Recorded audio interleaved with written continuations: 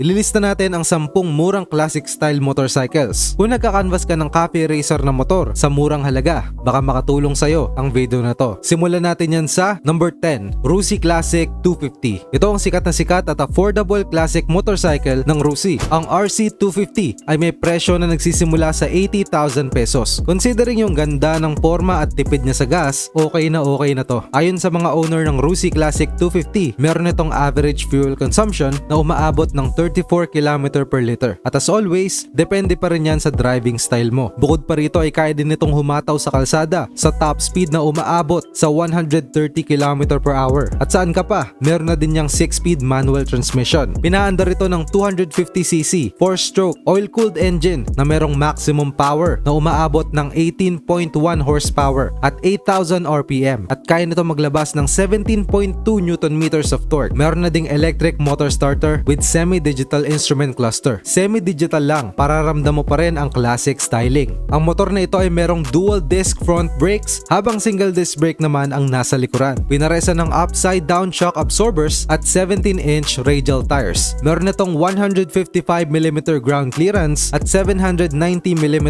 na seat height na swak para sa mga riders na hindi naman gaano katangkaran. Ang 13-liter fuel tank capacity nito ay economical din para sa mga bumabaybay sa mahahabang highways na gustong takasan ang nakakaburyong traffic ng syudad. Long ride sa probinsya kasama ang Rusi Classic bike, it never gets old. Number 9, Keyway Superlight 200. Sa standard price na 88,000 pesos ay pasok na sa budget ang Keyway Superlight 200 para sa isang sulit na commuter bike. Sa 15-liter fuel tank capacity ay kaya nang sulitin ng Superlight 200 ang 30 to 40 km per liter fuel consumption sa bawat arangkada. O diba matipid na, kaya mo pang dalhin sa malayo. Di mo akalain na halos 88,000 lang ang dark, bulky at matikas na tindigan ng gwapong cruiser na ito. Pinaandar ito ng 197cc single cylinder 4-stroke 2-valve liquid cooled OHV engine at konektado ito sa isang 5-speed manual transmission na kaya maglabas ng 13 horsepower at 7,550 RPM at 13.9 Newton meters at 6,000 RPM ng torque. Bukod sa carburetor fuel supply system nito, kick and electric na rin ang starting option. At meron pa ibang features ang Superlight 200 tulad na lamang ng halogen headlamps na nakakapagbigay ng maliwanag na vision sa madidilim na lugar. At syempre meron ding classic analog odometer, fuel gauge at speedometer na bagay sa retro looks. Ang cruiser na ito ay may 120mm ground clearance na saktong-sakto lang para sa mga humps dito sa bansa. Ang gulong naman ng bike na ito ay may sukat na R16 sa front habang R15 naman ang nasa likod. May rear drum brakes at front disc brakes ang Superlight 200 na pinaresan pa ng front and rear telescopic fork suspension. Wala ka na talagang ibang hihilingin pa sa motor na ito dahil bukod sa sulit na ay talagang maganda at astig pa ang forma. Number 8, Duramax UX125. Isang mura, gwapo at classic styled na commuter bike. Ganito ang gustong i-offer ng sa kanilang model na Duramax UX125. Kadikit ang 10-liter fuel tank capacity nito ay ang 55 km per liter average fuel consumption. O diba tipid na classic bike din ito mga kaibigan. Ito pa malupit, may kasama na ding USB charging port para sa mga gadgets. At may pillon seat na nagsisilbing backrest at bumubuo sa overall aesthetic design nito. Ito ay may estimated price na 52,000 hanggang 65,000 pesos. Isa sa pinakamurang classic bike sa listahan. Pinaandar ito ng single cylinder 4-valve 4-stroke air-cooled engine na kaya maglabas ng 10.54 horsepower at 8.9 Newton meters ng torque. Konektado ito sa isang 5-speed chain drive manual transmission na siyang nagbibigay ng controlled na arangkada sa kalsada. Meron din itong basic na analog odometer, fuel gauge at speedometer para sa instrument cluster. Bukod pa rito, ang motor na ito ay may kickstart option at ilang features sa exterior tulad na lamang ng halogen headlamps at bulb tail lamps na makakatulong sa mga riders nating mas trip magbiyahe ng madilim para hindi umitim. Ang cruiser na ito ay merong 745mm na seat height, 1,300mm na wheelbase at 125mm na ground clearance na tamang-tama lang at abot na abot ng mga typical na rider. Ang 2-seater commuter bike na ito ay merong radial tires na na R18 sa harap habang R60 naman sa likuran. Kasama din ito ang front disc brake at rear drum brake na pinaresa ng telescopic fork front suspension. Dagdag pa dyan ang hydraulic with spring na rear suspension na nagbibigay ng driving comfort habang dinadrive mo ang eye-catching na Duramax UX 125. Number 7, Skygo Boss 150. Masasabing isa na ito sa pinakamurang motor para sa klase niya. Ito ay ang Boss 150 ng Skygo. Isang entry-level classic bike pang daily at may estimated price lang to na 43,000 pesos sa standard model. Kaya naman ang Boss 150 ang isa sa mga pinakamagandang option kung tight ang budget at gusto mo ng classic look na motor. Kung gusto mong bumagtas ng malayo para sa weekend escapade, sobrang makakatipid ka pa rin dahil meron itong average fuel consumption na aabot sa 40 km per liter. Grabe, saan ka pa? 43,000 pesos sa 40 km per liter. Solid na solid talaga. Pinatatakbo ito ng 150cc single cylinder 4-stroke air-cooled engine na kaya maglabas ng 11 horsepower at 8,500 RPM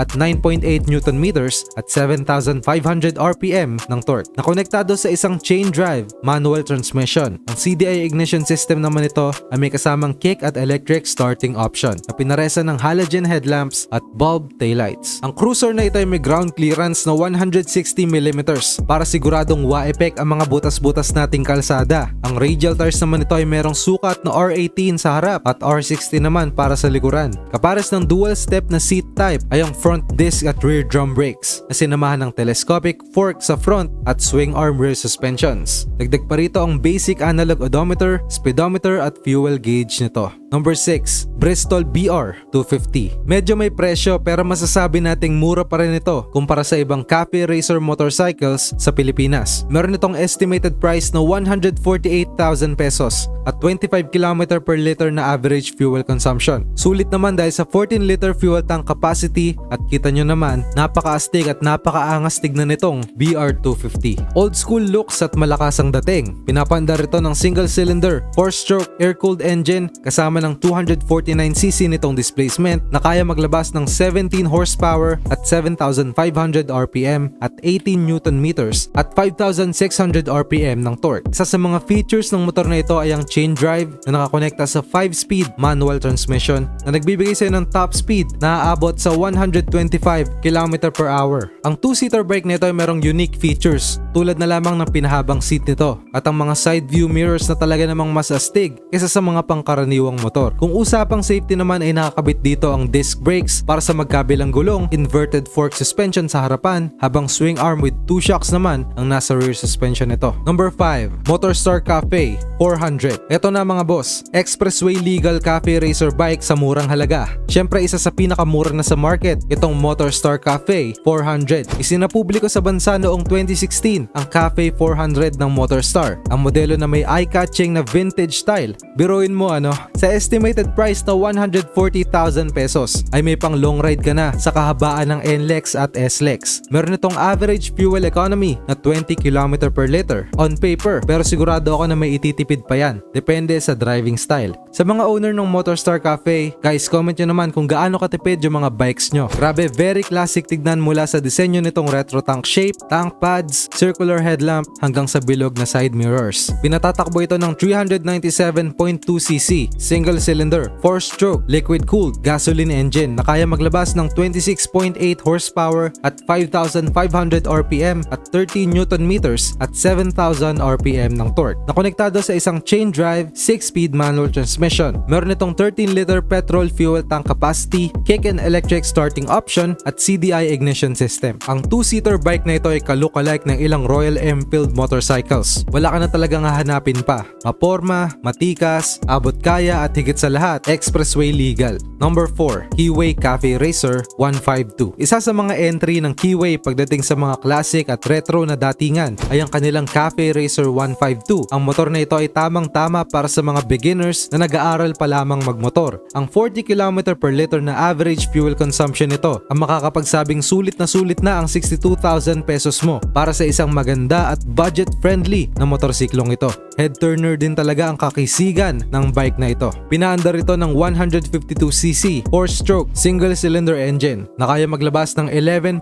horsepower at 8,500 RPM at 11.1 Newton meters at 6,000 RPM ng torque. Adugtong din ng wet multiplate clutch ng SOHC valve configuration at pressure splash lubrication ito na nakakatulong para sa chain drive na may 5-speed manual transmission. Dahil sa wheelbase na 140mm at ground clearance na 160mm ay swak na swak lang ang sukat nito para sa ating mga Filipino riders. Number 3, Rusi Cyclone 400i. Ito ang Zongshen Cyclone 400 na mas kilala na ngayon bilang Rusi Cyclone 400i. Ang motor na ito ay na-acquire ng Rusi para palawakin pa ang kanilang lineup pagdating sa mga expressway legal motorcycles. Isa ito sa mga heavy hitter ng Rusi brand. Sa ngayon ay kakaunti pa lamang ang lumalabas na impormasyon tungkol sa motor na ito. Pero pipilitin natin makapagbigay ng ilang specs para magkaroon kayo ng basihan kung sulit ba ang estimated price nitong 270,000 pesos. Ang motor na ito ay kargado ng 378cc 4-stroke 2-cylinder EFI liquid-cooled engine na konektado sa isang 6-speed manual transmission at kaya maglabas ng power na 36 horsepower at 9,000 RPM at 33 Newton meters at 6,500 RPM ng torque. Masasabi din natin na fuel efficient ang isang to, lalo na sa average fuel consumption na 30 km per liter at fuel tank capacity na 19 liter. Aba, matipid na rin para sa isang classic big bike at malalim pa ang tangke. Meron itong ground clearance na 145mm para wala ding sayad sa mga magagaspang na kalsada sa ating bansa. Number 2, Husqvarna Svartbellen 200. Ang Svartbellen 200 ng Husqvarna ay isang naked bike na may scrambler cafe racer team at marami ang nagsasabi na may kaunti itong hawig sa kalaban nitong KTM Duke. High quality din ang mga components nitong bike na to at sa presyong 175,000 pesos ay sulit na din. Kita mo naman sa design, may magkahalong cafe racer at futuristic looks. Kakaiba talaga kung titignan at mukhang mamahalin. Tipid pa rin sa 35 to 45 km per liter na average fuel consumption. Pinaandar ito ng 199.5cc single-cylinder 4-valve 4-stroke liquid-cooled DOHC engine na kaya maglabas ng 26 horsepower at 19.5